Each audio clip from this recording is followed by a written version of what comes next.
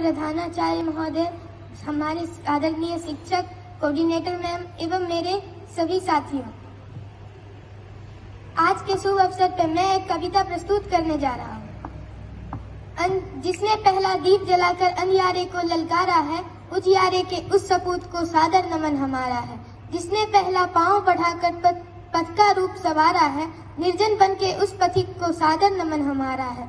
जिसने पहला हाथ बढ़ाकर सबको दिया सहारा है, मझधारों के उस मांझी को सादर नमन हमारा है। जिसने पहला सूल हटाकर फूलों को सत्कारा है, मानवता के उस माली को सादर नमन हमारा है। जिसने पहला तिलक लगाकर जय का मंत्र उचारा है, मातृभूमि के उस शहीद को सादर नमन हमारा। मैं आराध्या राज कक्षा 6 से आज वाल्मीकि दिवस के शुभ अवसर पर एक कविता प्रस्तुत करने जा रही हूँ। भारत माँ के भव्य बाल की अरुणिम ललित लला में विंदी, भारत के गौरव गरिमा का एक मधुरतम गान है हिंदी। भारत अपना दिव्य कलेवर उस तन का सूची प्राण है हिंदी। भिन्न भिन्न है जाति धर्म पर सबकी मधुर जुबान है हिंदी। अलग अलग पहनावे बोली लेकिन सबका मान है हिंदी। हर भारतवासी की समझो आन बान और शान है हिंदी।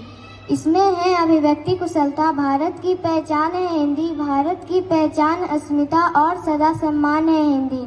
प्रगति हमारी समझो इससे भारत का उत्थान है हिंदी। हिंदी का समृद्ध व्याकरण अक्षर स्वर विज्ञान है हिंदी। धन्यवाद। सुप्रभात आप सभी को। मैं अंश कुमार कक्षा 7 से आज के शुभ अवसर पर एक भाषण लेके प्रस्तुत हुआ हूँ। हिंदी भाषा का जन्म उत्तर भारत में हुआ, पर इसका नामकरण ईरानियों और भारत के मुसलमानों ने किया। हिंदी किसी संप्रदाय या धर्म की भाषा नहीं है। संसार में 2800 भाषाएं बोली जाती हैं, पर 13 भाषाओं को बोले जाने वाले की संख्या 60 करोड़ से अधिक है। संसार के भाषाओं में हिंदी को तीसरा स्थान प्राप्त है। हिंदी के बोले जाने वालों की संख्या 30 करोड़ के लगभग है। हिंदी एक जीवित और सशक्त भाषा है। इसने बहुत सी देशी और विदेशी शब्दों को भी अपनाया है।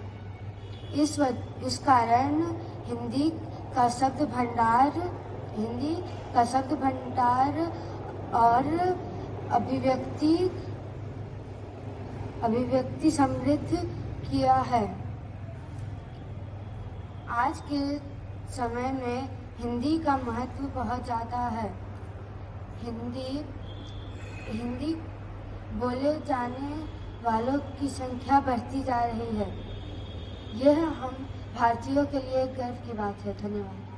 सुप्रभात आप सभी को। आदरणीय प्रधानाचार्य और विद्वान शिक्षकगण, मैं कृष्ण कुमार कक्षा 5 से वाल्मीकि जयंती के शुभ अवसर पर हिंदी भाषा के कुछ विचार आपसे व्यक्त करने जा रहा हूँ। यदि मेरे वक्तव्य में त्रुटि हो तो कृपया मुझे क्षमा करें। विश्व की सबसे प्राचीन और सरल भाषाओं की सूची में हिंदी को अग्रिम स्थान मिला है। भारत की मूल भाषा हिंदी है। हिंदी भाषा का अंतर्राष्ट्रीय स्तर पर मान है और यह भाषा हमें गौरव प्रदान करवाती है। विश्व में सबसे ज्यादा बोले जाने वाली भाषा में हिंदी को दूसरा स्थान मिला है। भारत में यह भाषा सबसे ज्यादा बोले जाती है, इसलिए इस भाषा को 14 सितंबर 1949 को राजभाषा का दर्जा दिया गया। माना जाता है कि हिंदी भाषा का जन्म देव भाषा संस्कृत के कोख से हुआ था। हिंदी भाषा हमें एकता के सूत्र में बांधती है। हिंदी से बना हिंदुस्तान तभी तो भारत बना महान। हिंदी भाषा की उन्नति के लिए अपना सब कुछ कुर्बान। सुप्रभात आप सभी को। मैं प्रतीक कुमार कक्षा 6 से आज एक वाल्मीकि जयंती के शुभ अवसर पर एक भाषण प्रस्तुत करने जा रहा हूँ।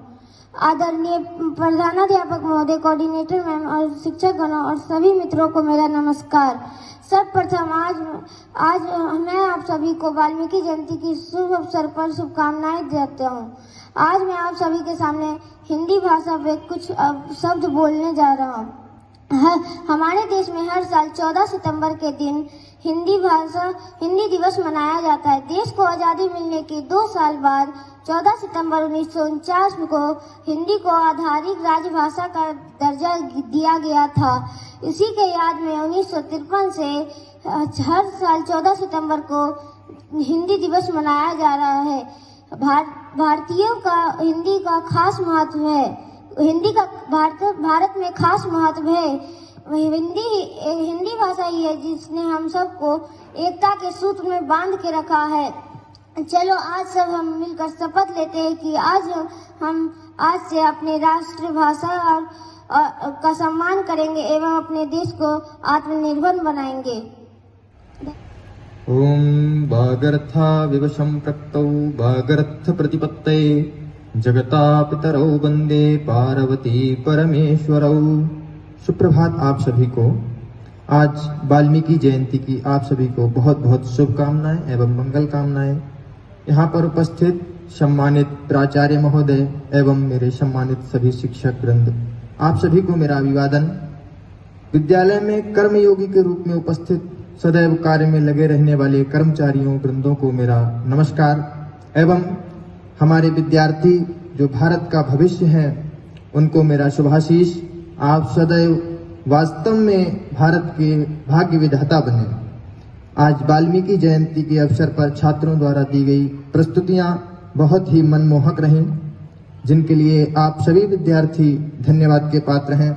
आशा करता हूं आप सभी विद्यार्थी समाज के लिए प्रेरक सिद्ध हों। हर दिवस हर जयंती हमें कुछ न कुछ सीखने के लिए सदैव प्रेरित करती है। जैसे एक साधारण मनुष्य कैसे साधारण मनुष्य से आदिकवि महर्षि वाल्मीकि बना।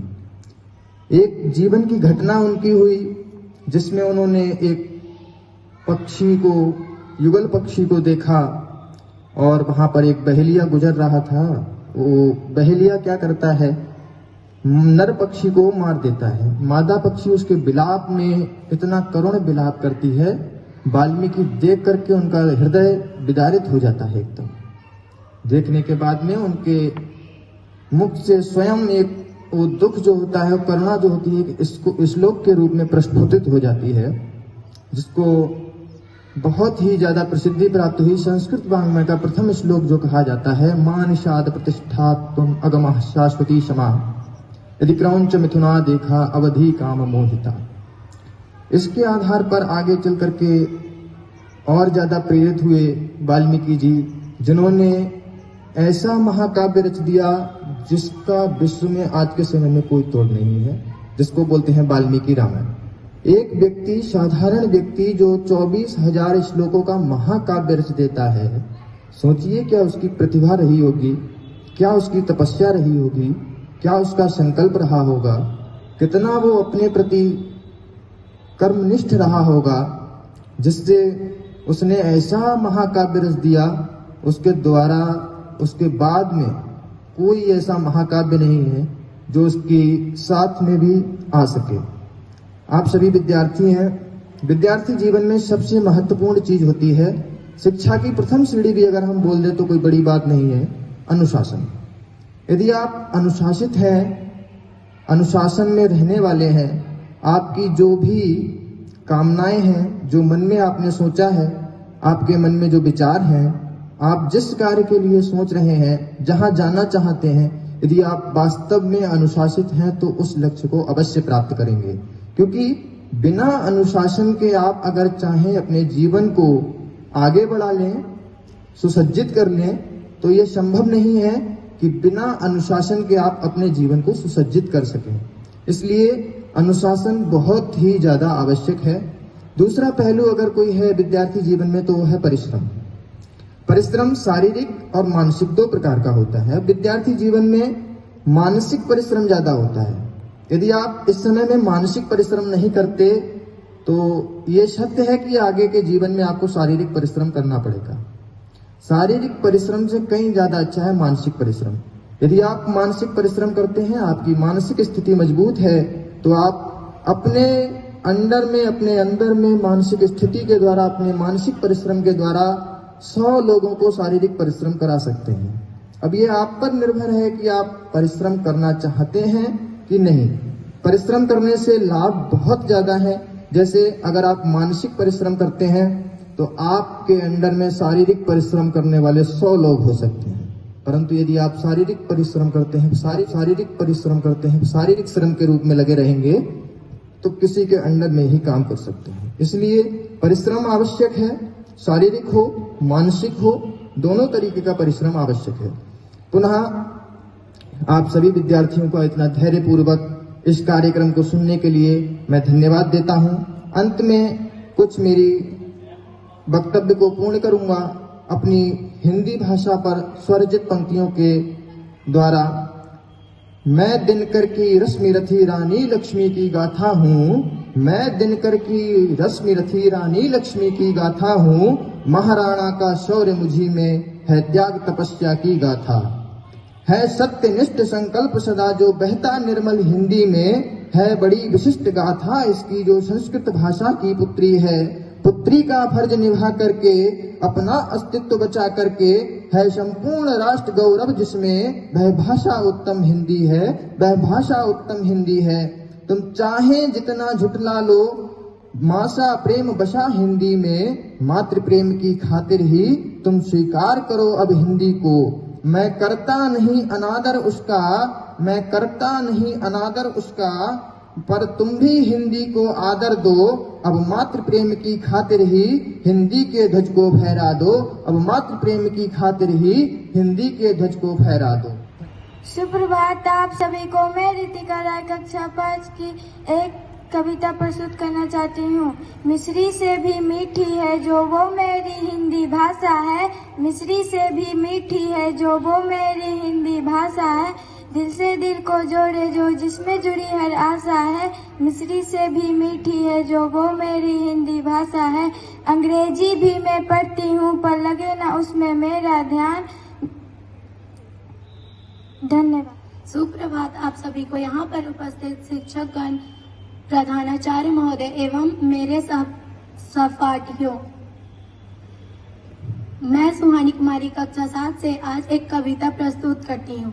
सिंहासन हिल उठे राजवंशों ने भ्रिकुटी तानी थी, बूढ़े भारत में छाई फिर से नई जवानी थी, गुमी हुई आजादी की कीमत सबने पहचानी थी, दूर फिरंगी को करने की सबने मन में ठानी थी, चमक उठी सन 57 में वह तलवार पुरानी थी, बुंदेले हर बोलो के मुंह से हमने सुनी कहानी थी, खूब बली मर्दानी वह तो झांसी वाली रानी थी। धन्यवाद।